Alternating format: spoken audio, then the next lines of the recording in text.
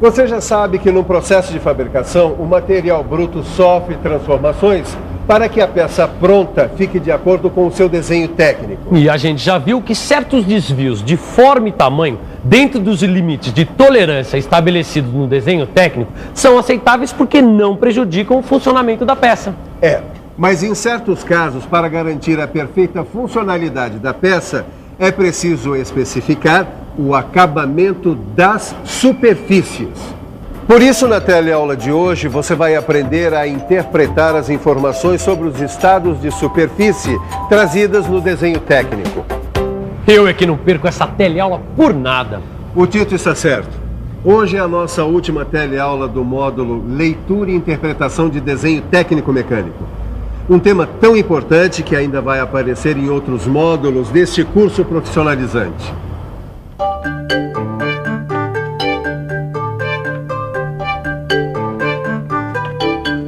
Ângela, o que você está fazendo? O Miguel está fazendo o acabamento desse desenho aqui. Quer dizer, estava esperando o senhor chegar para falar dos processos de fabricação e acabamento de peças. Sabe o que é? É que a Ângela quer que eu fale que o método de produção interfere nas características gerais do produto acabado. Mas isso a gente vai ver melhor no módulo Processos de Fabricação. Não, Miguel. Bastava falar que a usinagem, a fundição e o forjamento são alguns dos processos de fabricação de peças. Que cada um deles possibilita diferentes graus de acabamento de superfícies. Só isso. Mas tem uma coisa, né? Quanto melhor o acabamento, mais alto o custo de execução de uma peça. Por isso, as peças devem apresentar um grau de acabamento adequado à sua função e suas características. Olha, dá só uma olhada aqui. É que na prática, a superfície real de uma peça nunca é igual à superfície geométrica, representada no desenho. Na fabricação de peças, as superfícies estão sujeitas a erros de forma e posição que determinam as tolerâncias geométricas. Esses desvios são considerados macrogeométricos e, dentro dos limites de tolerância, não prejudicam o funcionamento da peça. Agora, mesmo as superfícies executadas dentro dos padrões de tolerância geométrica apresentam irregularidades microgeométricas que constituem a rugosidade da peça, ou textura primária. Dá uma olhada aqui no computador. São marcas ou sulcos deixados pela ferramenta na produção da peça. Mas eu não consigo ver marca nenhuma aí, Ananias. Realmente, assim a olho nu fica difícil. Eu mesmo só percebi essas marcas o dia que eu fui pela primeira vez no laboratório de metrologia. Neste laboratório, eu percebi estas marcas minúsculas. Mas isso só foi possível graças à eletrônica, com o auxílio de aparelhos como o rugosímetro, o perfilógrafo e o perfiloscópio. Eles permitem avaliar com exatidão se a peça apresenta o estado de superfície adequado ao seu funcionamento.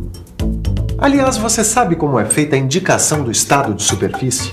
Não faço a menor ideia, Ananias. Até 1984, as normas indicavam o estado de acabamento superficial através de uma simbologia que transmitia apenas informações qualitativas.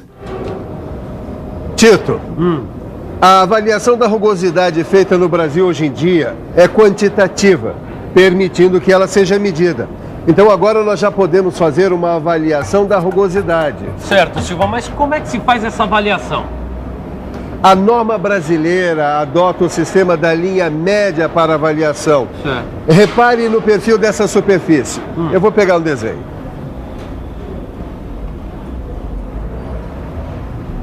A coisa toda funciona assim. Repare no perfil dessa superfície representada no desenho e veja que A1 e A2 simbolizam as saliências de uma superfície real. Bom, então A3 e A4 simbolizam os sulcos ou reentrâncias da mesma superfície real, tô certo? Certíssimo, garoto. Bom, agora, como não é possível a determinação dos desvios de todos os pontos de uma superfície, a rugosidade é avaliada em relação a uma amostragem delimitada pela linha P e pelo comprimento C, que representa o perfil real da superfície total. A norma NBR 8404 define 12 classes de rugosidades RA. Elas correspondem a determinados desvios médios aritméticos RA expressos em microns. Ah, então eu já entendi. Quer dizer que um desvio de 3,2 microns corresponde a uma classe de rugosidade N8. No seu livro de estudos, você vai encontrar uma tabela de correspondência entre os antigos símbolos de acabamentos e as atuais classes de rugosidades. Angela, você já podia mostrar como é feita a indicação de rugosidade nos desenhos técnicos. Tá bom, então eu vou começar apresentando o símbolo indicativo de rugosidade. O símbolo básico para a indicação da rugosidade de superfícies é constituído por duas linhas de comprimento desigual, que formam ângulos de 60 graus entre si e em relação à linha que representa a superfície considerada. Sozinho, esse símbolo não tem valor. Quando, no processo de fabricação, é exigida a remoção de material para obter o estado de superfície previsto, o símbolo básico é representado com um traço adicional. Mas se não for permitida a remoção de material, o símbolo básico é representado com um círculo. O símbolo básico com um círculo também pode ser utilizado para indicar que o estado de superfície deve permanecer inalterado, mesmo que a superfície venha a sofrer novas operações. E assim, é indicada a remoção de material por fresagem. Mas não adianta muito a gente ter o símbolo da rugosidade se a gente não tiver o seu valor. É por isso que o desenho técnico deve trazer a indicação do valor da rugosidade. Essa indicação, ela é muito simples. O valor da rugosidade vem indicado sobre o símbolo, com ou sem sinais adicionais. Quando for necessário estabelecer os limites máximo e mínimo das classes de rugosidade, estes valores devem ser indicados um sobre o outro. O limite máximo deve vir escrito em cima.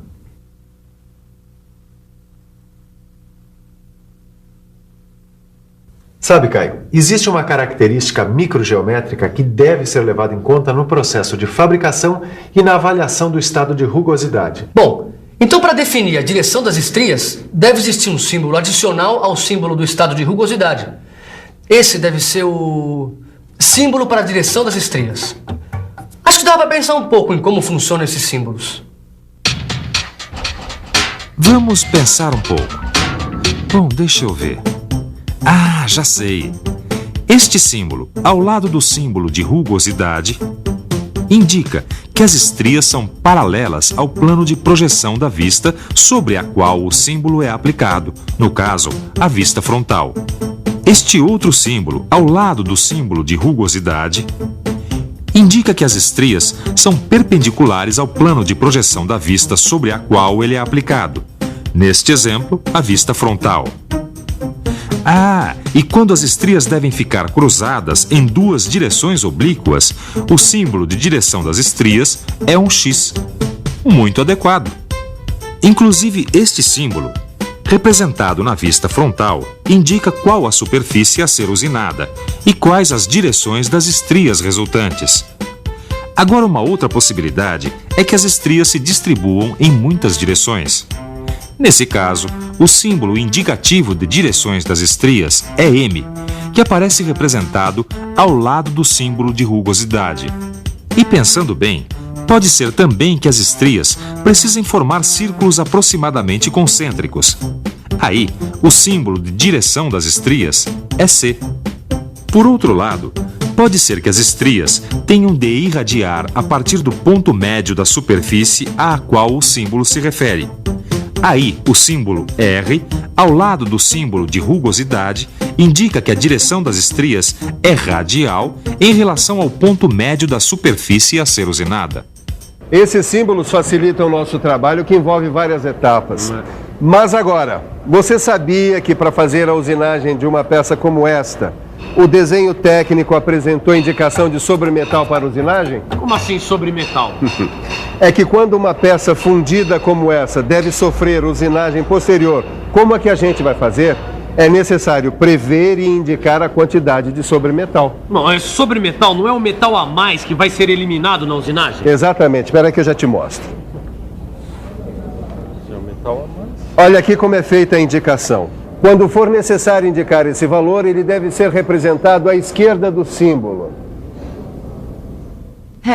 Agora o pessoal já conhece todos os elementos associados ao símbolo de rugosidade, né, Miguel? Você podia aproveitar e rever a disposição do conjunto desses elementos para indicação do estado de superfície. Tá bom.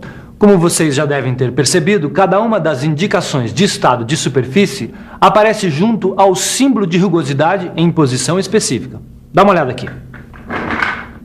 Você já sabe que a posição A indica o valor de rugosidade RA em microns, ou classe de rugosidade de N1 até N12. B indica o método de fabricação, tratamento ou revestimento da superfície. C informa o comprimento em milímetro da amostra para avaliação da rugosidade. D indica a direção predominante das estrias. E a posição E informa em milímetro o sobremetal necessário para a usinagem. Não é fácil? Fácil é, Ananias. Mas o que eu queria saber agora é como é que a gente faz a indicação de estado de superfície nos desenhos. Dá uma olhada no desenho técnico dessa peça. O símbolo de rugosidade pode ser ligado à superfície a que se refere por meio de uma linha de chamada. Note que a linha de chamada apresenta uma seta na extremidade que toca a superfície. Repare que o símbolo é indicado uma vez para cada superfície. No seu livro, você ainda encontra como indicar os estados de superfícies que uma peça de revolução deve receber no momento do seu acabamento. Mas além do acabamento superficial, Tito, algumas peças devem receber um tratamento. Eu sei. Tratamento é o processo que permite modificar certas propriedades da peça. Por exemplo, a dureza, a maleabilidade e a resistência à oxidação. E para isso existem diversos processos de tratamento. Alguns modificam apenas as superfícies das peças, tais como cromação, pintura e niquelagem. Já outros modificam certas propriedades da peça, como, por exemplo, a cementação, o recozimento, a têmpera e o revenimento. Bom, mas como se lê as indicações de tratamento no desenho técnico? Bom, o processo pode vir indicado de duas maneiras. Uma delas é essa daqui que você já conhece. Na outra você indica o tratamento sobre uma linha de chamada ligada à superfície a qual deve ser aplicado o tratamento. Bom, e quando for preciso mais de um tipo de tratamento para uma mesma peça? Eu vou te mostrar nesse desenho técnico como isso é feito. Repare que essa talhadeira recebeu dois tipos de tratamento: temperado e revenido. Repare que esta linha traço e ponto mostra a parte da peça que recebeu os tratamentos indicados. Esta cota 20 delimita a extensão da peça submetida aos dois tratamentos. Nossa, Silva, essa peça ficou nota 10, cara. Se você quiser que seus conhecimentos também fiquem 10, fique de olho na revisão. E atenção, se liga aí, que é hora da revisão. Na teleaula de hoje, você viu que a rugosidade das superfícies pode ser medida por aparelhos eletrônicos e que está classificada segundo uma tabela de características da rugosidade. Aprendeu os diversos símbolos que indicam a direção das estrias e ficou sabendo como indicar o tratamento que uma peça deve receber. Bom, e aqui termina esse módulo de leitura e interpretação de desenho técnico mecânico. No modo Elementos de Máquinas, você vai estudar alguns componentes padronizados de máquinas e aprender a ler e interpretar desenhos técnicos de conjuntos mecânicos. E aí você vai poder pôr em prática tudo que você aprendeu aqui. Por isso aproveite e se prepare com os exercícios do seu livro. Bom estudo! Tchau!